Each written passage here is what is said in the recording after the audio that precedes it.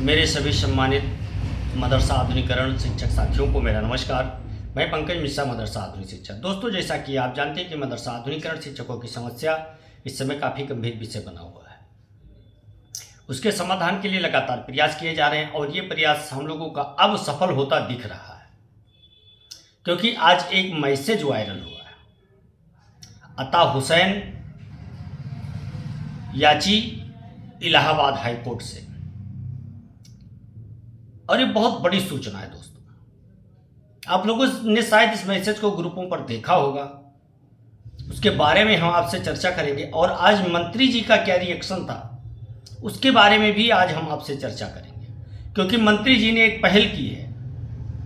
उस पहल के बारे में आप लोगों को हम बताएंगे, और ये पहल काफ़ी सकारात्मक रिजल्ट लेकर के आएगा हम लोगों के लिए। लेकिन दोस्तों, एक चीज़ आपको बता दें कि संघर्ष करना पड़ेगा। चलिए ठीक है, कोर्ट के माध्यम से हम लड़ रहे हैं, ठीक है, क्योंकि कोर्ट का उल्लंघन कोई नहीं कर सकता, न सरकार न पब्लिक। लेकिन उसके साथ साथ हमको अपने जिंदा होने का सबूत भी देना है, क्योंकि अभी कुछ दिन पहले की बात है, हमारा एक प्रतिनिधिमंडल मुख्य सचिव जी से मुलाकात करता है मदरसा आधुनिकीकरण शिक्षकों की समस्या को लेकर के, और मुख्य सचिव जी का जवाब आता है, क्या आप लोग अभी भी हैं? तो दोस्तों, उनको ये बताने के लिए हमको लड़ाई लड़ना पड़े, और ये लड़ाई तभी संभव हो सकती है मेरे दोस्त, जब आप लोग जागरूक होंगे, संगठित होंगे। अगर संगठित नहीं होते हैं तो इस लड़ाई का कोई मतलब नहीं रह जाएगा, क्योंकि हमको संख्या बल के साथ लड़ना है। और दिखा दो एक पावर मेरे यार, एक ही पावर दिखाने की आवश्यकता है, वो है संविधान की पावर। संविधान ने जो मुझे राइट दिया है, संविधान ने जो मुझे अधिकार दिया है, उस अधिकार का प्रयोग का हम क्यों ना करें? उसकी जरूरत है, आज वक्त की मांग है। और जब तक इस पर हम विचार नहीं करेंगे, आप लोगों का जो अपार समर्थन मिल रहा है आंदोलन को लेकर के, बहुत सकारात्मक है, और यह हम लोगों को ताकत प्रदान कर रहा है। और यही समर्थन और संख्या में होनी चाहिए। और दोस्तों, दबे जुबान से वो लोग भी अब सक्रिय होने लगे हैं जो कहीं गुम हो गए थे। और वो लोग जब भी मैदान में आ जाएंगे मेरे दोस्त, तो शिक्षकों को रोकने वाला कोई रहेगा नहीं, क्योंकि वही लोग शिक्षकों को रोकते हैं आंदोलन करने से। लेकिन अब वो समय है कि हम लोग एक दूसरे के वाद विवाद में ना पड़ के अपने हक के लिए एक मंच पर आएं और इस लड़ाई को साकार रूप में परिवर्तित करें। मेरे दोस्त, आज पहले हम आपको बताएंगे कि माननीय राज्य मंत्री श्री दानिश आजाद अंसारी साहब आज अल्पसंख्यक के कई मुद्दों को लेकर के केंद्रीय मंत्री, अल्पसंख्यक मंत्री श्री किरण रिजिजू जी से मुलाकात की है। खुलकर तो नहीं बताया गया है, लेकिन उसमें अगर दानिश आजाद अंसारी साहब कैबिनेट मंत्री से, आपके विभाग के मंत्री से मुलाकात करें और आधुनिकीकरण शिक्षक और शिक्षा की बात न करें, ये नहीं हो सकता है। अभी मैं देख रहा था, एक भाई हमारे कमेंट किए हैं कोई, वो कह रहे ये भाइयों के दुश्मन हैं। तो मैं उनको बताना चाहता हूं, मेरे भाई, दानिश आजाद अंसारी साहब के अलावा आपका पैरवी करता कौन है? कोई कर रहा है? कोई नहीं कर रहा है। तो आपके दुश्मन नहीं हो सकते, उनको दुश्मन मत बनाइए, क्योंकि वो भी जब इस मैसेज को देखेंगे तो सोचेंगे कि हम इनके लिए लड़ाई लड़ रहे हैं, लेकिन इन लोगों की मानसिकता हमारे प्रति काफ़ी गंदी है। दोस्तों, मैं आपसे कहना चाहता हूँ, निवेदन करना चाहता हूँ कि आप लोग धैर्य बनाएं और लड़ाई लड़ने वालों का साथ दें, क्योंकि आपके साथ के बिना कुछ नहीं हो सकता है। आज जो सूचनाएं निकल के आई हैं वो दो मायने में काफी भ्रामक स्थिति पैदा कर रही है। अता हुसैन के नाम से जो इलाहाबाद हाई कोर्ट में रिट डाली गई थी, उसमें एक निर्णय का जिक्र किया गया है। वो निर्णय अपने आप में बहुत कुछ साबित करता है, षड्यंत्रों का पोल खोल रहा है, क्योंकि उसमें साफ साफ कहा गया है कि 2022 में ही केंद्र से इस योजना को नाम बदल करके राज्य सरकार को हस्तांतरित कर दिया गया। हालांकि इसका कोई सबूत नहीं है, लेकिन ये मैसेज ग्रुपों पर वायरल हो रहा है। इसकी पुष्टि मैं नहीं करता, इसकी पुष्टि ग्रुप पर डालने वाले व्यक्ति कर रहे हैं।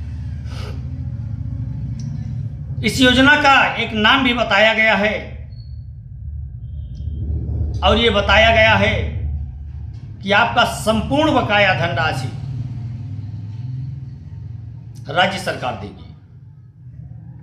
अभी राज्य सरकार का इस पर कोई जवाब नहीं आया है, कोई प्रतिक्रिया नहीं आई है, लेकिन अगर ऐसा हुआ है तो ये उन अधिकारियों की मिली भगत से, अगर इस फाइल को आगे नहीं बढ़ाया गया, इस योजना को अगर नहीं बढ़ाया गया, तो इसके सारे के सारे जिम्मेदार विभाग के अधिकारी होंगे।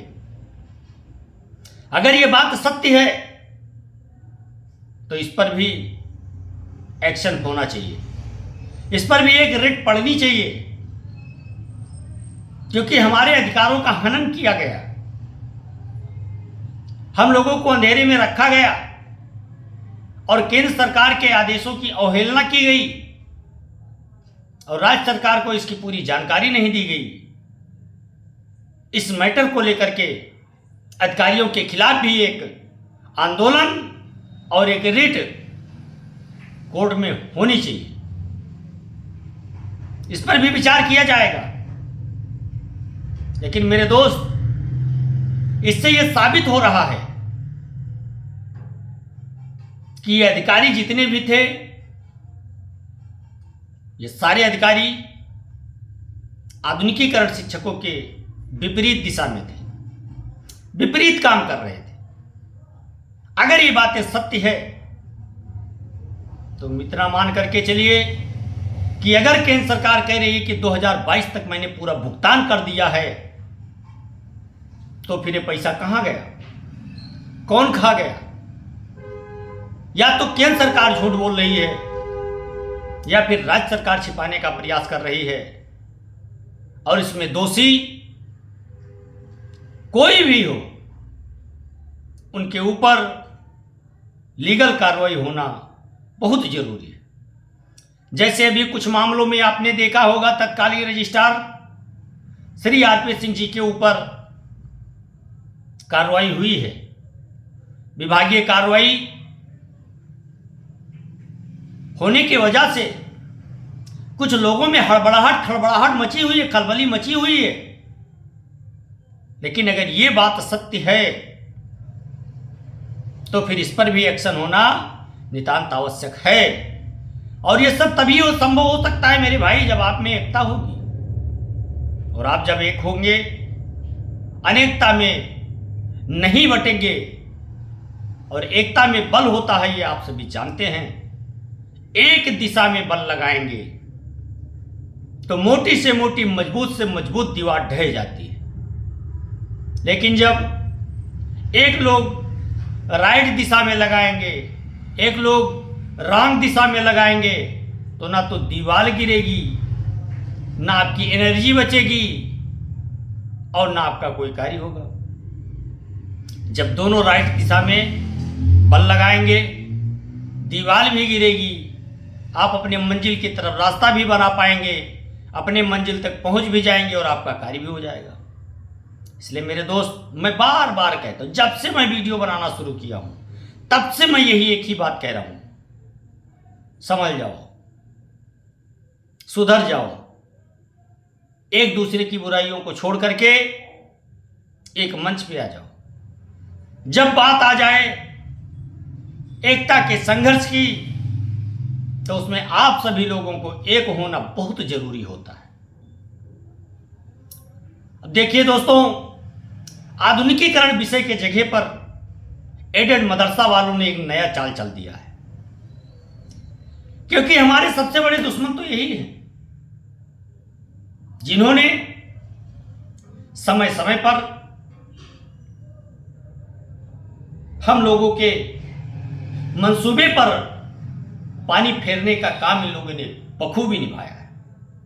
ये वो आस्तीन के सांप हैं, जब इनकी जरूरत पड़ती थी तो आधुनिकीकरण शिक्षकों को याद करते थे, और जब से आधुनिकीकरण शिक्षक जागरूक हो गया, इनके परपंच में नहीं पड़ने लगा, कुछ चाटुकार नेताओं को छोड़ करके, तब से ये लोग बौखलाए हुए हैं।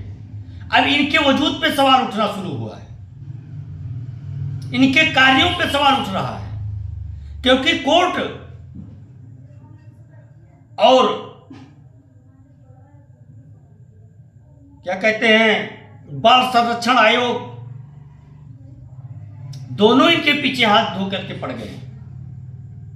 फाइलें आयोग तक पहुंच चुकी हैं, गहनता से जांच हो रही है, प्राइमरी जांच हो चुकी है। इसमें यह सत्य पाया गया है कि एक मौलवी के 5-5 दामाद एक मदरसे में अध्यापक हैं। यह भी उसमें सत्य पाया गया है कि कौन के नाम पर इन लोगों ने बहुत चंदा वसूला है, और वो चंदा मदरसे में गरीब बच्चों में ना लगा करके कहीं गलत जगह पर इस्तेमाल किया गया है।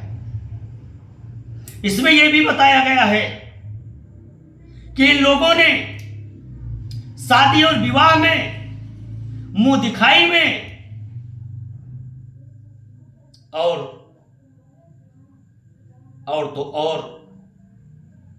इन लोगों ने बरछकाई में एडेड मदरसों में नौकरी देने का कार्य किया है। इन सब लोगों में खड़बड़ाहट मची हुई है, घबरा रहे हैं।